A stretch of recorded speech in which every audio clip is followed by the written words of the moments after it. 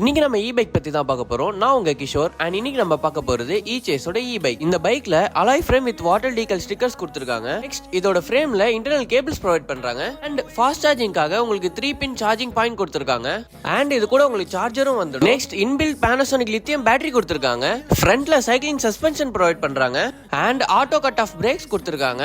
அதாவது auto cut ஆஃப்னா நீங்க எந்த பிரேக்ஸ் பிடிச்சாலும் உங்களுக்கு மோட்டார் ஆட்டோமேட்டிக்கா ஆஃப் ஆயிடும். Next manual adjustable seats provide பண்றாங்க அண்ட் சீட் பைப்ல கண்ட்ரோலபிள் எல்இடி லைட் கொடுத்திருக்காங்க. இதோட ஃபீச்சர்ஸ் பாத்தீங்கன்னா ஃபர்ஸ்ட் நீங்க கீ யூஸ் பண்ணி ஸ்விட்ச் ஆன் பண்ணிக்கலாம். செகண்ட் ஃபியூச்சர் throttle ப்ரொவைட் பண்றாங்க. தேர்ட் ஹாரனுக்கு செப்பரேட் ஸ்விட்ச் கொடுத்திருக்காங்க. ஃபோர்த் ஃப்ரண்ட் லைட்ஸ்க்கும் ஸ்விட்ச் கொடுத்திருக்காங்க. நெக்ஸ்ட் ஸ்பீட கண்ட்ரோல் பண்ண உங்களுக்கு டிஃபரெண்ட் மோட்ஸ் கொடுத்திருக்காங்க.